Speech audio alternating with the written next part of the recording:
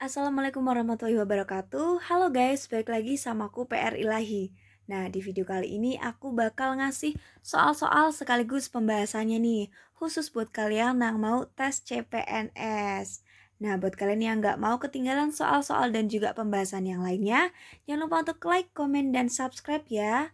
Dan kalian perlu inget nih, di sini kalian bisa banget buat request apa sih soal-soal atau mungkin tipe soal yang kayak gimana yang mau kalian pingin banget aku bahas. Nah, jangan lupa ya untuk terus semangat berdoa dan berusaha nih. Yuk langsung aja kita simak videonya, tapi jangan lupa berdoa dulu. Oke, langsung kita bahas bareng-bareng. Di soal yang pertama, jika X sama dengan 1/16 dan Y sama dengan 16%, maka di sini kita harus nentuin nih kira-kira hubungan antara X sama Y itu apa. Oke, kita mulai bisa dari terserah mau yang X atau Y dulu, tapi aku Y dulu ya. Si Y itu kan dia 16%. Nah, di sini karena dia 16% bisa kita tulis 16/100. Nah, 16/100 ini bisa kita tulis ini 16 dibagi 100 kan berarti mundurin aja 1, 2.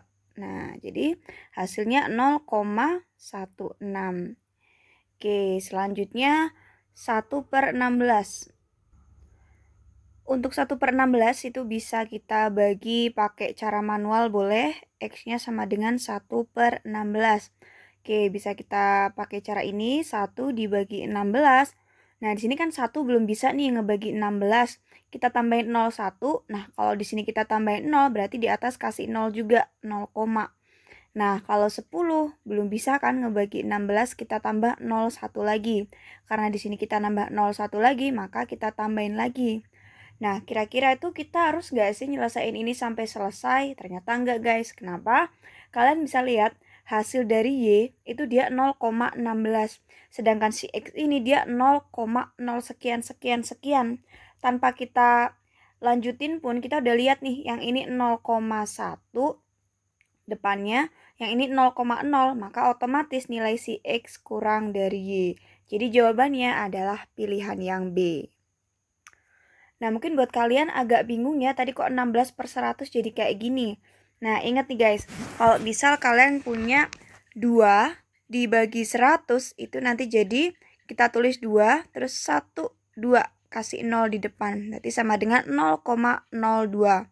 Kalau 2 dibagi 1000, berarti kita mundurin 3 kali. 1, 2, 3. Berarti 0 di sini. Nah, ini nanti jadi 0, 0. Oke, berarti nanti hasilnya 0,002. Jadi intinya kalau dia dibagi 100, mundurin koma 2 kali. Kalau 1000 itu 3 kali. Artinya kita mundurin komanya itu tergantung dari banyaknya 0 yang di bawah. Oke, kita next ke soal berikutnya. Oke, untuk soal kedua, 1/4 berbanding 3/5 adalah, nah jadi di sini kita harus nyari nih kira-kira bentuk lain dari 1/4 berbanding 3/5 itu berapa. Nah, di sini 1/4 berbanding dengan 3/5. Gimana caranya? Caranya adalah kita samain penyebut.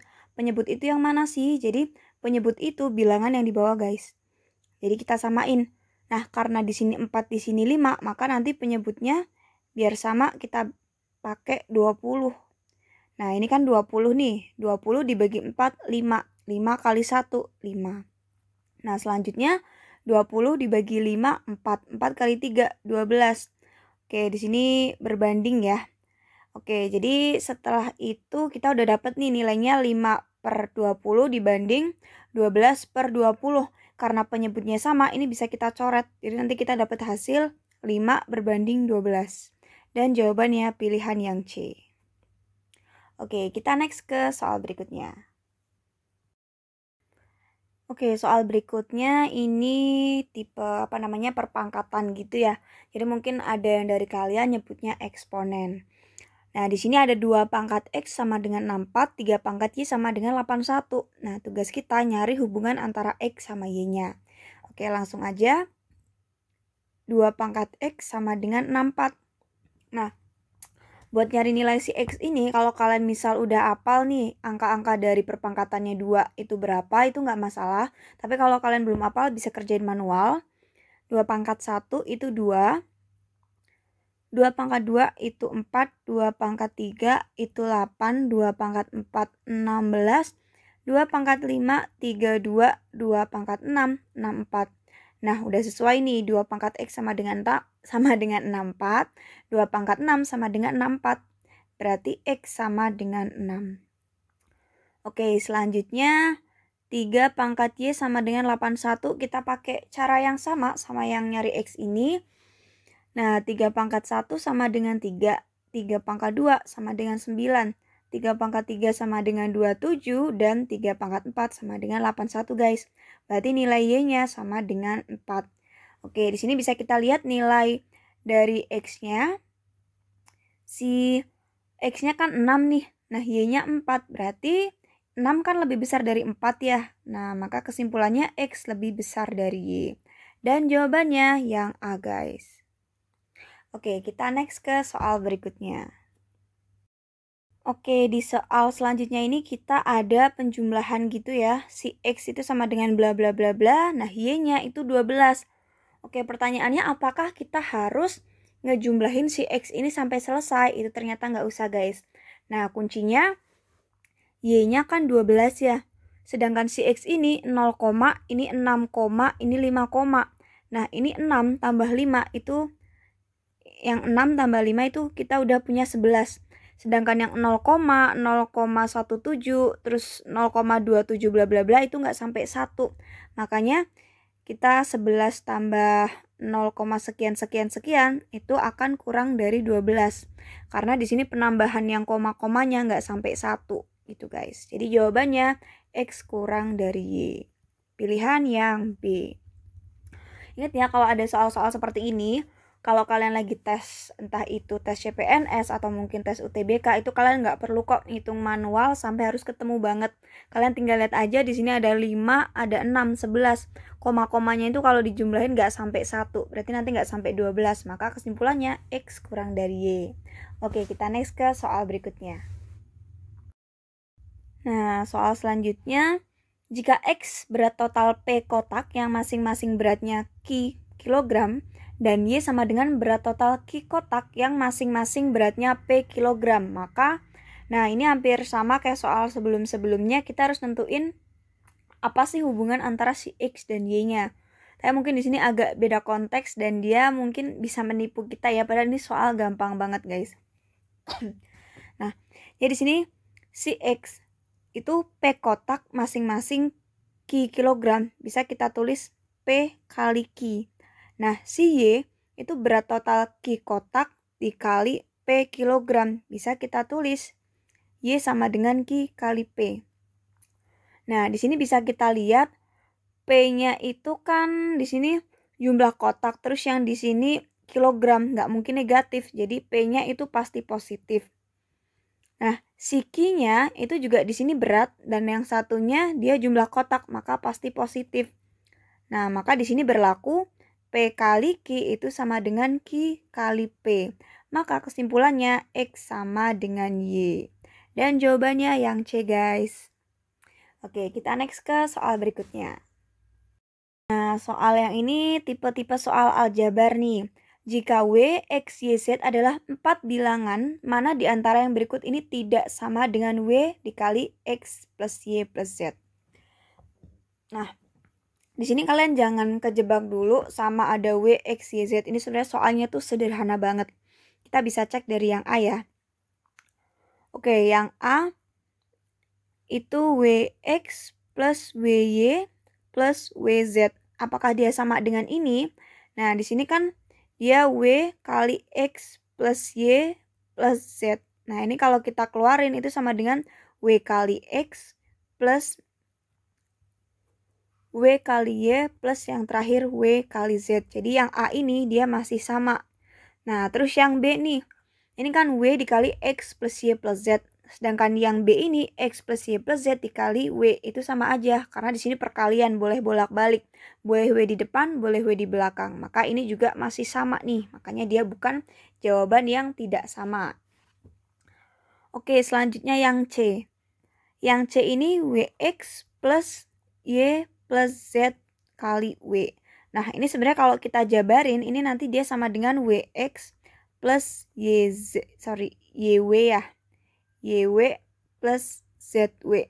Ini hampir sama, bahkan mirip ya sama ini WX, WY, WZ. WX ini YW, ini ZW. Ini dibolak-balik nggak masalah. Jadi intinya kalau si C ini dia sebenarnya hampir mirip banget sama si A. Berarti ini juga bukan jawabannya guys. Oke, selanjutnya yang D, WX plus X plus Y plus Z. Nah, ini salah. Kenapa? Karena di sini oke lah, X-nya masih dikali W, tapi kok di sini ada X lagi yang nggak dikali W. Bahkan kalau dia ada di sini pun dikali W pun dia malah salah ya. Karena penjabarannya kalau W dikali X plus Y plus Z itu harusnya WX plus WY plus WZ. Jadi jawabannya yang tidak sama adalah yang D guys. Nah, kalau kalian belum yakin sama jawaban yang E ini dia hampir mirip sama C. Bedanya yang E itu yang keluar WY, kalau di C itu WX. Jadi itu sama aja guys. Jadi kalian jangan sampai ketipu sama soal-soal yang kayak gini. Jadi jabarin dulu kalau memang kalian belum yakin. Tapi kalau memang udah yakin langsung aja nih. Karena ini sebenarnya soalnya tuh jelas banget arahnya mau kemana, yang benar yang mana, yang salah yang mana. Oke, kita next ke soal berikutnya. Oke, soal selanjutnya, jika X kuadrat min 4 sama dengan 0 dan Y sama dengan 2. Nah, ini hampir sama nih kayak soal-soal sebelumnya, kita harus nyari apa sih hubungan antara X sama Y yang tepat. Langsung aja, sini kita punya Y sama dengan 2. Ini kita simpen dulu. Nah, yang perlu kita operasiin adalah yang ini nih. X kuadrat min 4 sama dengan 0. Maka kita punya X kuadrat sama dengan 4. Nah, di sini kita harus nyari nih, kira-kira X-nya itu berapa sih kalau dikuadratin sama dengan 4. Dan X-nya itu sama dengan 2 atau X sama dengan min 2. Karena 2 kuadrat sama dengan 4, min 2 kuadrat juga sama dengan 4 guys. Jadi nilai X-nya itu bisa jadi 2, bisa jadi min 2. Nah, di sini bisa kita lihat, kalau kita ngambil X-nya yang 2, maka si X akan sama dengan Y. Kalau kita ngambil X-nya min 2, berarti si X akan kurang dari Y. Maka jawaban di sini adalah X dan Y tidak bisa ditentukan. Jawabannya yang D guys. Oke, kita next ke soal berikutnya ya.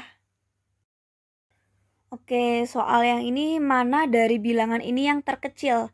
Nah, jadi untuk soal-soal seperti ini kan memang kalau tes kan kalian nggak punya waktu cukup banyak buat ngerjain soal-soalnya. Jadi usahain kalian pakai cara yang tercepat guys. Jadi kalau ada soal-soal kayak gini, apalagi ini ada akar-akar, itu nggak usah kalian kerjain manual sampai bener-bener angkanya tuh persis sama angka aslinya. Di sini kita bisa pakai perbandingan aja nih, kita banding-bandingin antara jawaban yang satu dengan jawaban yang lain. Yang pertama, 1 dibagi 5 sama akar 5. Di sini kalau kita lihat 1 dibagi 5 itu dia kurang dari 1. Sedangkan akar 5 dia lebih besar dari 1. Karena ibaratnya akar 4 aja udah 2. Jadi kalau akar 5 itu dia 2, sekian sekian sekian. Maka otomatis si B itu bukan jawaban. Karena dia lebih besar dari 1/5. Oke, selanjutnya nih si C. Yang A kan 1/5 nih. Nah, yang C itu 1 per akar 5. Kalian lihat di sini, si pembaginya atau yang di bawah itu di sini 5, yang satunya akar 5. Nah, kalian perlu ingat ya, kalau di pecahan semakin besar si pembaginya, nanti nilainya itu akan semakin kecil. Jadi 1 dibagi 5 sama 1 dibagi akar 5, hasilnya akan lebih kecil sih 1/5. Maka 1 per akar 5 itu dia masih besar. Oke, selanjutnya yang D, akar 5/5. Nah, perlu kalian ketahui bahwa akar 5/5 yang di dalam itu bisa kita bagi coret-coret sama dengan akar 1. Nah, akar 1 sama dengan 1. Tadi kan di awal A itu kan 1 dibagi 5 kurang dari 1. Sedangkan yang D itu 1 guys. Berarti ini bukan lebih besar juga. Ini lebih gede ya dari A. Makanya dia bukan yang paling kecil. Nah, yang terakhir nih, yang E. Oke, jadi prinsip kita ngebandingin A sama E itu hampir sama kayak tadi kita ngebandingin A sama C. Nah, di sini A sama dengan 1/5, sedangkan B sama dengan 1/5 akar 5. Nah, bisa kita lihat di sini si pembaginya yang A itu 5, yang B 5 akar 5. Jadi lebih kecil hasilnya nanti si B karena pembaginya lebih besar. Maka jawabannya dari bilangan ini yang paling kecil adalah yang E guys, yang A salah. Nah, gimana nih setelah kalian ngikutin pembahasan dari tadi, kira-kira kecepatan nggak ya ngebahasnya atau mungkin kelamaan atau mungkin terlalu panjang, kalian boleh aja langsung komen di bawah. Nah, buat kalian yang mungkin mau request soal-soal yang lain, boleh banget langsung komen juga di bawah mau tipe-tipe soal seperti apa, atau mungkin ada yang punya soalnya langsung bisa kirim di DM atau mungkin di komen juga bisa.